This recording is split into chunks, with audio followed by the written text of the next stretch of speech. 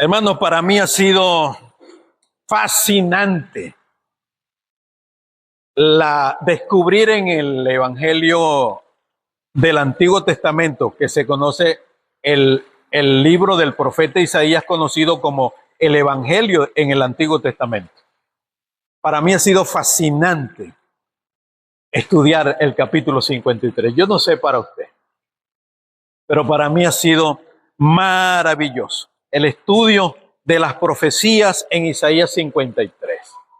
Yo quiero conectar la temática de aquí en adelante acerca de lo que es el fruto de la aflicción del Señor, el fruto de la aflicción de todo ese sufrimiento que experimentó el Señor, dando como resultado, como fruto de ese sufrimiento, lo que nosotros conocemos como la iglesia. La iglesia es el fruto de ese sufrimiento. Como dice el versículo 11 del capítulo 53, que dice que verá el fruto de su aflicción, y dice más adelante en ese mismo versículo, dice que y quedará satisfecho. Me llama mucho la atención esa palabra. Pero antes de seguir hablando, quiero que oremos para que el Señor nos guíe en esta reflexión. ¿Les parece bien? Entonces, oremos. Señor, hemos venido también, además de, ay, qué hermoso fue, Señor, cantarte, alzar nuestra voz y cantar con júbilo acerca de nuestra salvación obrada por el Señor Jesucristo. Ciertamente era inmenso el abismo que nos separaba, pero fue tu amor quien nos acercó. Nos perdonaste, borraste nuestros pecados, quitaste nuestras rebeliones, llevaste nuestras iniquidades y nos has dado vida y vida en abundancia. Entonces, ¿cómo no cantar con júbilo? ¿Cómo no cantar y elevar nuestra voz, elevar nuestras manos a aquel que lo hizo todo por amor? Ahora, Señor, también hemos venido para ser edificados en tu palabra, para ser edificados en la fe. Abre nuestro corazón, que nosotros podamos entender tu palabra y que tu Espíritu Santo, tu buen Espíritu, pueda acomodar lo espiritual a lo espiritual. Por favor, Señor, háblanos. En el nombre del Señor Jesucristo. Amén. Amén. Bueno, hermanos, yo quiero hablar en esta mañana acerca de la satisfacción como fruto de la resurrección. La iglesia. La iglesia. Porque en Isaías 53 nosotros ya conocimos quién es el siervo sufriente. Cómo en Isaías 53 todas esas profecías referentes al siervo sufriente se cumplieron en la persona del Señor Jesucristo. Ya sabemos que el siervo sufriente de Isaías 53 es el Señor Jesucristo. Ya sabemos que Él cargó en su cuerpo todas nuestras iniquidades, todos los sufrimientos que recayeron sobre el cuerpo de Jesús son nuestros pecados. Ya sabemos cómo en el Nuevo Testamento se describe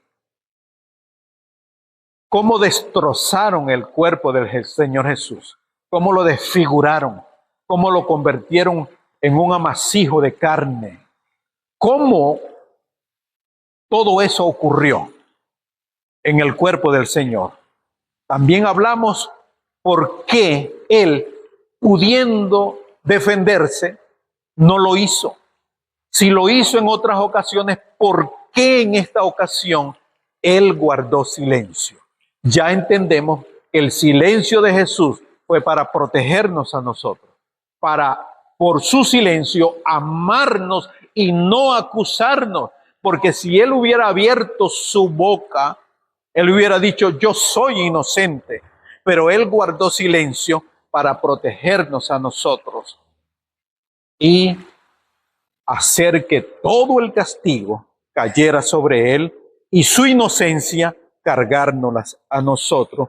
Por eso dice Pablo en su carta a los Romanos, capítulo 5, que justificados pues por la fe, tenemos paz para con Dios por medio de nuestro Señor Jesucristo. Pero luego todo eso concluye que 3 faros en Isaías 53 nos dan luz acerca de la resurrección del siervo sufriente. Esos 3 faros que iluminan la resurrección. Ahora, pero ¿cuál fue el propósito de todo esto? ¿Cuál es el fin? ¿Dónde desencadena todo esto? Todo esto desencadena, hermanos, en la gran satisfacción. Cuando Jesús resucita de los muertos, Él dice, Padre, valió la pena. El plan trazado desde la eternidad salió perfecto. Valió la pena. Valió la pena. Y por eso encontramos en Hechos capítulo 2, vamos a Hechos capítulo 2, Hechos capítulo 2, versículo 23. Mira esta joya. Miren esta joya.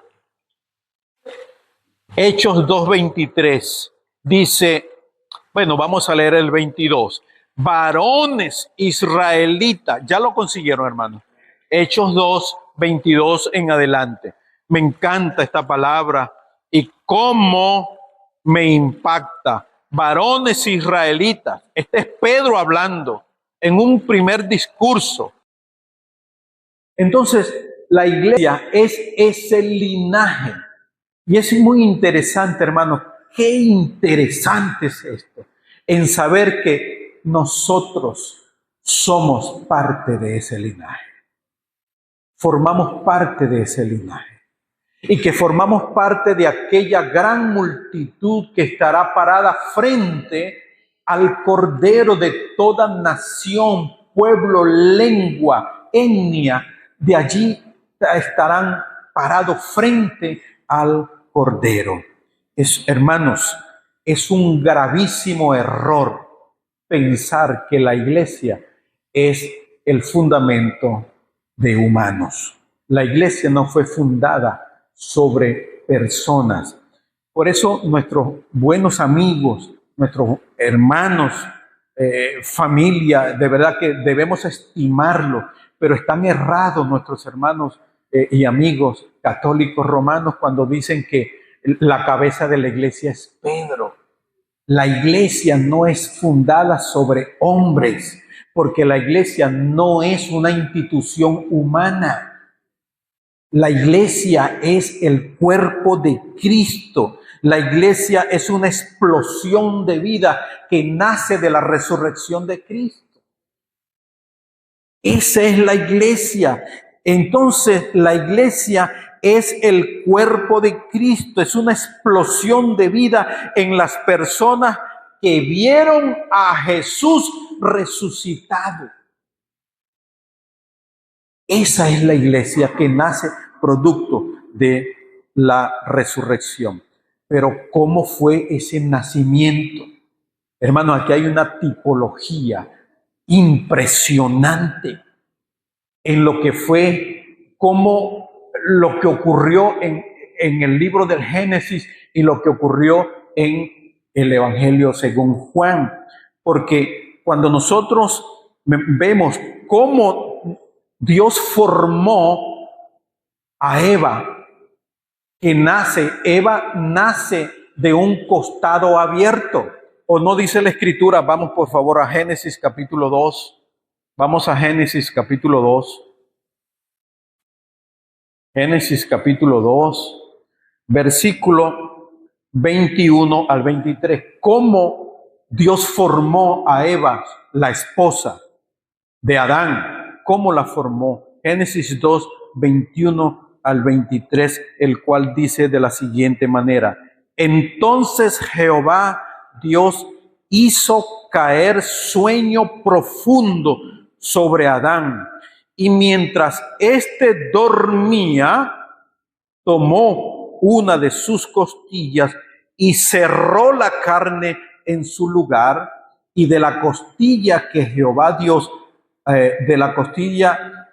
Dios tomó del hombre, que Dios abrió el costado de Adán, hizo una mujer y la trajo al hombre. Es decir, formó a su esposa del su costado abierto. Dijo entonces Adán: esto es ahora hueso de mis huesos y carne de mi carne. Esta será llamada varona, porque del varón fue tomado. ¿Qué relación tiene esto con Juan capítulo 19? Vamos a Juan, el Evangelio de Juan, capítulo 19. ¿Qué relación hay? ¿Qué tipología tan interesante e impresionante nosotros encontramos acá? Dice Juan capítulo 19, 32 al 34. 19, 32 al 34. ¿Ya lo tienen? ¿Sí lo tienen? Mire lo que dice la palabra de Dios. Vinieron pues los soldados y quebraron las piernas al primero y asimismo al otro que había sido crucificado con él. Mas cuando llegaron a Jesús, como le vieron ya muerto, no le quebraron las piernas. Pero uno de los soldados, ¿qué hizo? Le abrió el costado con una lanza y al instante salió sangre y agua. ¿Qué relación hay entre el costado abierto de Adán con el costado abierto de Jesús?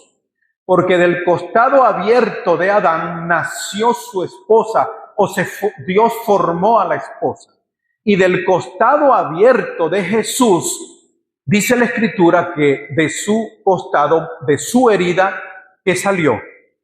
Sangre y agua. Ahí hay una tipología hermosísima, porque de ambos costados, del costado abierto de Jesús, nace la iglesia. Nace la iglesia. Porque el agua representa, hermano, las aguas cuando nosotros somos bautizados, y aquí hay una poderosa enseñanza y muy confrontativa para nosotros en el hecho de cuánto estimamos nosotros el bautismo. Porque la palabra de Dios dice, hermanos, que cuando nosotros somos bautizados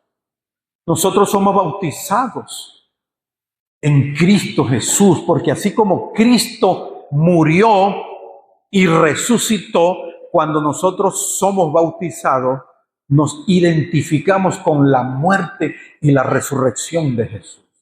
Eso es la iglesia. La iglesia, uno no forma parte de la iglesia por asistir a la iglesia o porque mis padres son cristianos o porque yo heredé mi fe. No, formar parte de la iglesia es nacer del costado de Jesús. ¿Y cuánto nosotros hemos perdido ese sentido? Hermano, hay personas que se han bautizado. Hay personas que se han bautizado y le han perdido el sentido a eso. No estiman el bautismo, no respetan el bautismo. Y no respetar el bautismo, hermano, es no tener identidad con Cristo. Lo mismo lo vemos cuando uno celebra la Pascua del Señor o la Cena del Señor. Nosotros no tenemos interés. Muchas veces no mostramos interés, ese entusiasmo en saber, hermanos, que la sangre de Jesucristo fue el precio pagado para nuestra redención. Y que cuando nosotros celebramos la Pascua, celebramos la Cena del Señor, hermanos, eso tiene que ser algo glorioso para nosotros. Porque eso es la iglesia. Y qué triste cuando muchas personas se han bautizado y hoy están en el mundo, menospreciando el bautismo del Señor, menospreciando la cena del Señor, y no vemos interés en eso. Qué importante es entender estas cosas, hermano. Hay una tipología bellísima. Eva fue formada del costado abierto de Adán, y la iglesia fue formada del costado abierto de Jesús. Esa es la iglesia. Y así nació la iglesia del Señor Jesucristo. Y es interesantísimo, muy interesante. Ahora, hermano, toda Jerusalén se enteró o sabía que Jesús fue ejecutado. Jesús fue asesinado con un cruento sufrimiento. Toda Jerusalén supo eso. Porque un gran predicador, aquel que hizo tantos milagros, aquel que sanó, aquel que trajo un mensaje renovador y de salvación, pues fue crucificado, fue sepultado. Pero ahora Jerusalén amanece con la noticia en 120 personas que aquel que fue ejecutado y que fue sepultado, encontramos que una noticia que ha resucitado. Y esto causó mucho temor en aquel pequeño grupo, en aquella pequeña comunidad de 120 personas. En aquella pequeña comunidad de 120 seguidores surge una crisis de fe. Surge una crisis de fe. En algunos de ellos, hoy vamos a ver 4 crisis que enfrentaron los seguidores de Jesús. Y cómo esa crisis de fe de aquel entonces se refleja en nuestras vidas hoy en día. Y cómo debemos subsanar esa crisis de fe. Y por supuesto, cuando nosotros descubramos esto, nos vamos a dar cuenta, ahora entiendo, qué es lo que me pasa. ¿Por qué mi vida espiritual no fluye? ¿Por qué mi vida espiritual está estancada? ¿Por qué no avanzo en mi relación personal con el Señor? ¿Por qué a veces siento tanta apatía? Bueno, aquel pequeño grupo de 120 personas que reciben la noticia que Jesús había resucitado, ellos se encuentran ahora con una crisis de fe, lo cual vamos a estudiar 4 casos que ellos enfrentaron. Primero vamos a ver Lucas 24:11. Vamos al Evangelio según Lucas, capítulo 24, Lucas 24. Vamos a leer el versículo 11. Lucas 24:11, el cual dice de la siguiente manera. Este es los discípulos, aquella pequeña comunidad de 120 personas. Mire lo que pasó. La primera crisis de fe que ellos enfrentan, o el primer caso de crisis de fe. Dice el 11, mas a ellos, a los apóstoles y a los discípulos, les parecían que locura las palabras de ellas y no las creían. ¿Cuál es palabra? ¿Cuál noticia? Ellos no creyeron que Jesús había resucitado. porque muy temprano de la mañana las mujeres fueron al sepulcro y se consiguen con el sepulcro vacío y corren a llevar la noticia al grupo que estaban en el aposento alto. Ha resucitado, pero a ellos les parecía que un delirio, una locura, crisis de fe.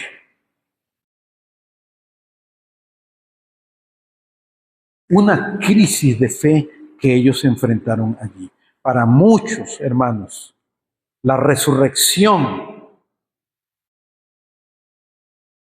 para muchos, para los cristianos de hoy, y por eso hagamos la aplicación. ¿De qué manera aquella crisis de fe se refleja en mi vida hoy? O en la vida de la iglesia hoy. ¿Cómo se está reflejando en nuestra vida?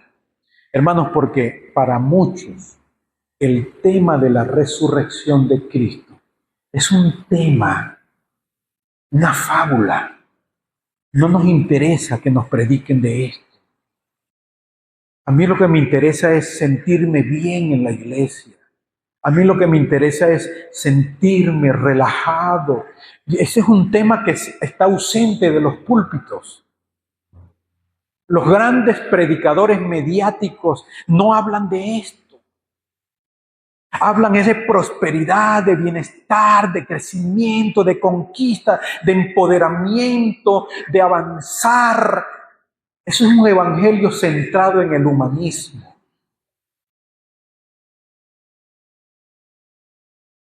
Por eso la resurrección es una locura.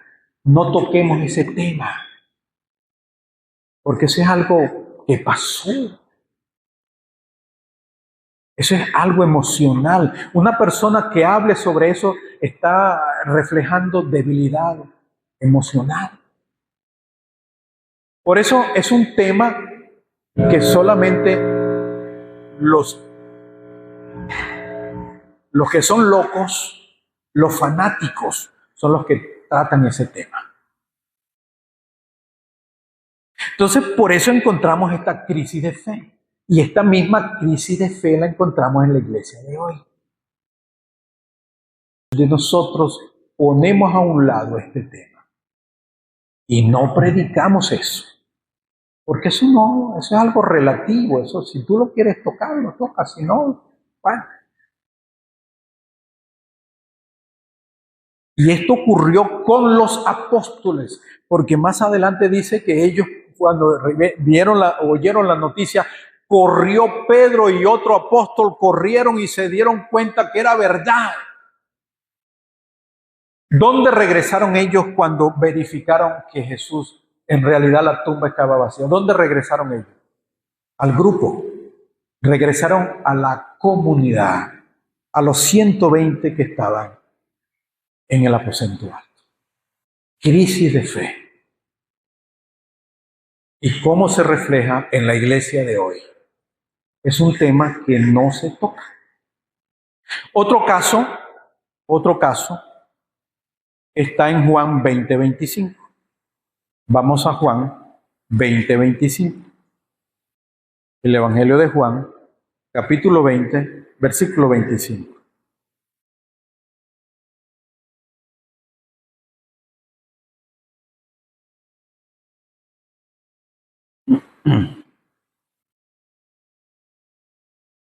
Dice,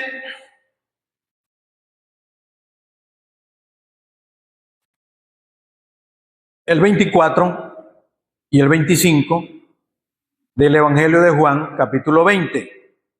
Dice, pero Tomás, uno de los 12, llamado Dídimo, no estaba con ellos cuando Jesús vino, cuando Jesús resucitó y se les apareció. Tomás no estaba. Él no estaba. El 25 dice, entonces los 11 le dijeron pues los otros discípulos, al Señor hemos visto.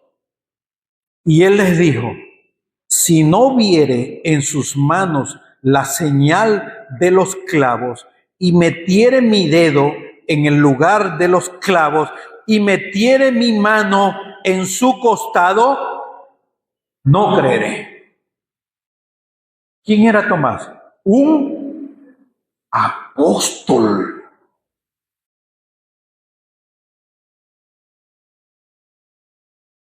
Pero tuvo una crisis de fe. Dentro de la fe, porque no era que él no creía, él creía en el Señor. Pero dentro de su fe había una duda. Había una duda. No es que no creía, sí, él creía en el Señor, pero él dudaba. Y él pidió evidencias físicas, él quiso tocar, él quiso palpar. Si yo no meto mis dedos y toco sus heridas, y no meto mi mano en el costado que se le abrió, yo no voy a creer. Es tremendo. Es increíble todo esto. Hermanos, hoy en día, ¿cómo se refleja esa crisis de fe en nosotros y en nuestra iglesia, en nuestra comunidad? Hermano, no es falta de fe, porque todos los que estamos acá creemos. Sí creemos. Pero queremos buscar una experiencia personal. Queremos palpar. Y es aquí donde nosotros nos encontramos con personas que están batallando. Es que si yo no escucho la voz de Dios, si Dios no se me aparece en esta habitación, no es por lo que diga o lo que predique el pastor o el hermano tal. No, si Dios no me habla directamente, yo no voy a creer. Y hay personas que están encerradas en eso, en buscar experiencias sensoriales y espirituales superiores a cómo Dios ha hablado y a cómo Dios se ha manifestado.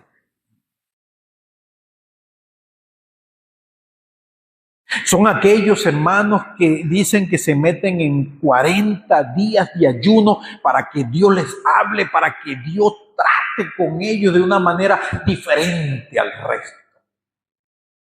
Eso es lo que estaba haciendo Tomás. Si Él no se revela a mí de una manera individual, personal, yo no voy a creer. Entonces, muchas veces nosotros en la comunidad de fe, en nuestra iglesia, hermano, tenemos ese comportamiento. No es que no creemos, sino que estamos buscando algo más. Y por supuesto, cuando nosotros estamos buscando algo más diferente al resto, nos frustramos, nos desanimamos y algunos van al mundo otra vez.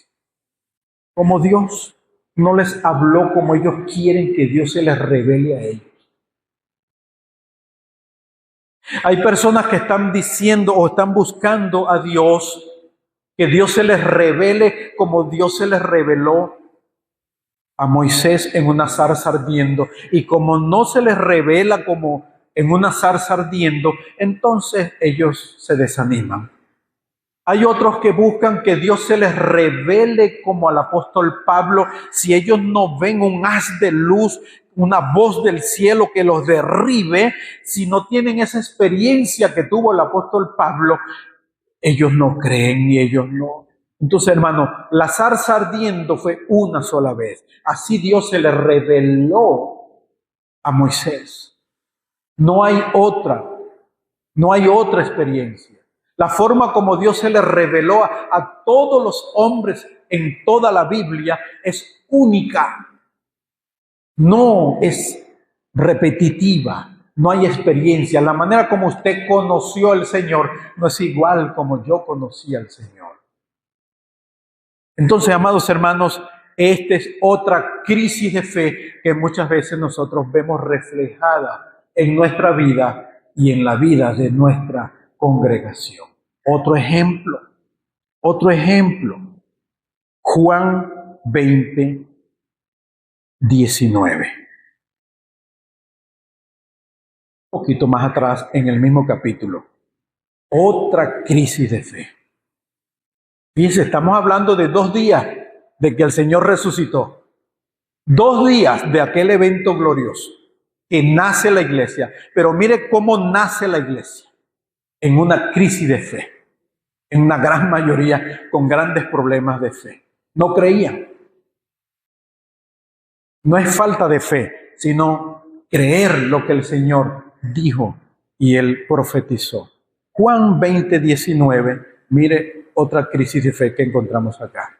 Dice, cuando llegó la noche de aquel mismo día, el primero de la semana, estaban las puertas cerradas en el lugar donde los discípulos estaban reunidos por miedo de los judíos. Una fe temerosa, una fe encerrada. Ese fue el mismo día que Jesús resucitó, los discípulos se cerraron tras las puertas. En aquel mismo lugar donde Jesús les habló con tanto amor, en el aposento alto, trancaron las puertas, cerraron las puertas. Pero ¿cuál fue el motivo? ¿Por miedo? Por miedo. Mire cómo están nuestras puertas, hermano. Nuestras puertas están cerradas. Y así como están cerradas las puertas de aquel aposento alto, están cerradas las puertas de nuestra fe en nuestra vida. ¿Qué hay detrás de esas puertas? La iglesia. 120 personas llenas de miedo y llenas de temor, con un mensaje. ¿Cuál es ese el mensaje? Ha resucitado. Ha resucitado. ¿Cómo se refleja eso en nuestra iglesia y en nuestras vidas hoy en día? ¿No creen ustedes que el mensaje que tenemos, que Él ha resucitado, está cerrado en nosotros? ¿Por qué nos cuesta tanto compartir esta noticia? Porque estamos encerrados por miedo al que dirán, a la vergüenza. No quiero que me identifiquen mucho como cristiano en la universidad, en mi sitio de trabajo. Me da pena identificarme como hijo de Dios, que tengo un mensaje. Estamos encerrados. Estamos encerrados por miedo, por vergüenza, porque hermanos, para nosotros estar encerrado es estar cómodos. Qué lindo lo que las mujeres están haciendo. Qué hermoso que ellas han abierto las puertas y están yendo donde sus amigas y están llevando el mensaje: ha resucitado. Jesús vive, Él es el Redentor, Él es nuestro Salvador, Él es quien perdona nuestros pecados. Eso es muy lindo. Hay que abrir las puertas. Ahora, hermanos, ¿qué estrategia? Fíjense lo que hizo Jesús. Él se apareció al grupo y convenció a Tomás. Y es muy lindo, hermanos, porque más adelante el Señor en el versículo, donde allí más adelantico, donde dice, creo que en el 29, mire lo que Jesús le dice a Tomás y a la comunidad, al grupo, le dice: Jesús les dijo, porque me has visto, Tomás, creíste. Y mira esta perla, bellísima esta palabra. Bienaventurados los que no vieron y creyeron. Hermano, no busque otras experiencias. No busque, crea lo que Dios ha hecho y demos a conocer ese mensaje. Entonces, ¿pero qué estrategia estamos usando para que las buenas nuevas no estén encerradas en la iglesia? ¿Qué estrategia estamos usando? Es muy importante que nosotros veamos esto. Los apóstoles y los discípulos estaban encerrados por miedo, temían correr la misma suerte del Señor Jesús. Un cuarto ejemplo que tenemos acá, bueno, esos tres casos, un cuarto ejemplo está en Lucas 24, 13. Vamos al Evangelio según Lucas, capítulo 24. Lucas, capítulo 24. Aquí está otra crisis de fe con aquella primera iglesia de 120 personas. Capítulo 24 del Evangelio de Lucas, del 13. Dice, y aquí, dos de ellos iban el mismo día a una aldea llamada Emaús, que estaba a 60 estadios de Jerusalén. Estoy en Lucas 24, 13. El 14 dice, e iban hablando entre sí de todas aquellas cosas que habían acontecido. Sucedió que mientras hablaban y discutían entre sí, Jesús mismo se acercó y caminaba con ellos, mas los ojos de ellos estaban velados para que no le conociesen. Y les dijo, ¿qué pláticas son estas que tenéis entre vosotros mientras camináis? ¿Y por qué estáis tristes? Respondió uno de ellos, que se llamaba Cleofas. Le dijo, ¿eres tú el único forastero en Jerusalén que no ha sabido las cosas que en ella han acontecido en estos días? Entonces él les dijo, ¿qué cosa? Y ellos dijeron, de Jesús Nazareno, que fue varón, profeta, poderoso en obras y en palabras delante de Dios y de todo el pueblo. Y cómo le entregaron los principales sacerdotes y nuestros gobernantes a sentencia de muerte y lo crucificaron. Aquí está. Pero nosotros esperábamos que Él era el que había de redimir a Israel. Y ahora, además de todo esto, hoy es ya el tercer día que esto ha acontecido. Mire lo que dijeron estos hombres. Aquellos que caminaron y vieron el poder, porque están testificando que Jesús era poderoso en obra, poderoso en el mensaje, en hechos y prodigios y milagros. Mire lo que dice ellos, dice, pero nosotros esperábamos. Nosotros esperábamos una crisis de fe. Aquí vemos a dos hombres derrotados, dos personas que habían perdido la esperanza, dos discípulos de Cristo que los vemos tristes, acongojados y derrotados. Y es interesante lo que ellos dicen, nosotros esperábamos, es decir, que las expectativas que ellos tenían acerca de Jesucristo no se habían cumplido. Una crisis de fe. ¿Cómo se refleja eso en nuestra iglesia hoy? ¿Cómo se refleja esto, hermano? Que muchos dejan a Cristo, muchos abandonan el Evangelio cuando ven que Dios no actúa como ellos quieren o esperan que Dios actúe. Esta gente estaban esperando de que Jesús habría de redimir a Israel, pero en un concepto distorsionado. Ellos estaban esperando a un Mesías triunfante, victorioso, un gladiador, un hombre de guerra. Ellos estaban esperando que Jesús armara una gran revolución y tumbara al imperio romano. Pero ellos esperaban eso, pero el plan de Dios era otro.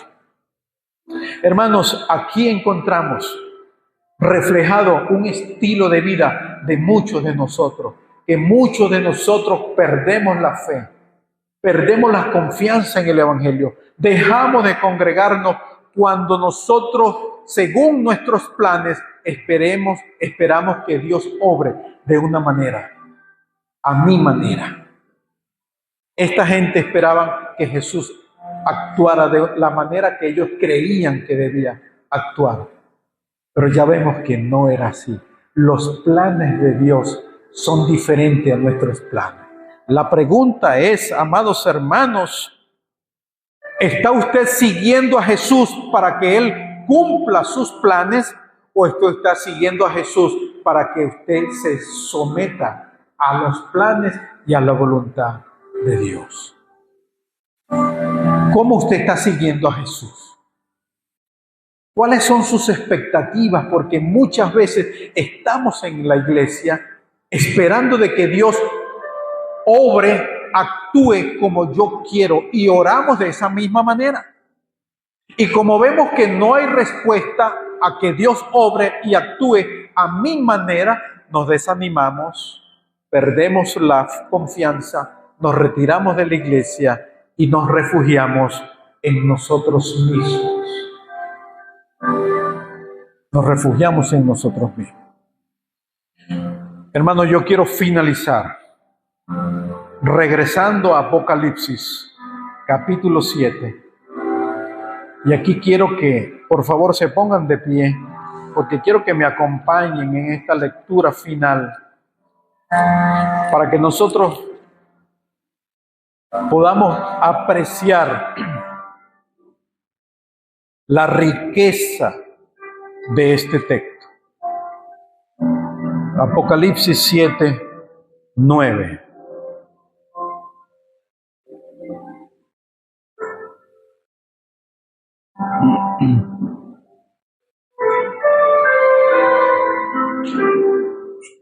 Y yo quiero que ustedes lean conmigo, ese texto está en la pantalla. Si lo tienen en su Biblia, perfecto, pero aquí está en la pantalla de fácil lectura. Yo quiero que me acompañen en voz alta, hermanos, a leer este texto. Leamos, ¿cómo dice? Después de esto miré, y he aquí una gran multitud, la cual nadie podía contar, de todas naciones y tribus y pueblos y lenguas, que estaban delante del trono y en la presencia del Cordero, vestidos de ropas blancas y con palmas en las manos. Hermanos, usted se ve en esa multitud. Yo me veo en esa multitud. ¿Por qué? Porque somos linaje del Señor. Somos familia de Dios. Somos la iglesia que nace del costado de Jesucristo. Somos esa gran multitud. Ahorita no estamos, pero si nosotros fallecemos, hermanos, nuestra historia no termina en el sepulcro. Nuestra historia es esta, finaliza aquí, parados de todas las naciones, lenguas, pueblos, etnias, delante del Cordero. Vamos a vernos reflejados porque formamos parte de la iglesia. Solo una pregunta, hermanos, solo una pregunta. ¿Ha valorado usted lo que significa estar en esa multitud? ¿Ha valorado usted lo que significa estar en la iglesia?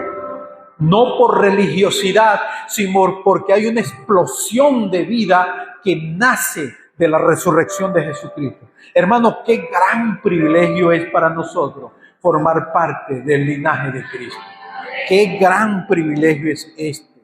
Hermano, la iglesia no es una opción, no es cómo amanezco, No es si amanezco de buen humor me voy a congregar o si amanezco de mal humor me quedo en la cama. Hermanos, la iglesia no es una opción. La iglesia es el cuerpo de Cristo, el lugar donde la presencia de Cristo hace milagros. Esa es la iglesia y debemos valorarla. Desde el momento que nosotros fuimos bautizados en la fe del Señor Jesucristo, debemos valorar que nuestra identidad con Cristo comienza desde el bautismo, cuando creemos. Y luego cuando participamos de la cena del Señor. Hermanos, eso es algo glorioso. Eso es glorioso, eso es vida, esa es manifestación especial de la presencia de Dios. ¿Valora usted formar parte del cuerpo de Cristo? Valoremos eso, formar parte. ¿Qué le parece si agradecemos a Dios? Cierren sus ojitos y díganle a Dios, gracias por hacerme partícipe. Gracias porque de aquel costado herido del cual brotó sangre y agua, nace este linaje que es la iglesia, tu gran satisfacción. Oh, gloria a tu nombre, Señor, y alabado sea tu nombre, porque sea que vivamos o que muramos, somos del Señor, y que en Él tenemos el gozo de formar parte de la iglesia. Gracias, gracias, Señor. Te alabamos, te agradecemos. En el nombre de Jesús. Aleluya, amén.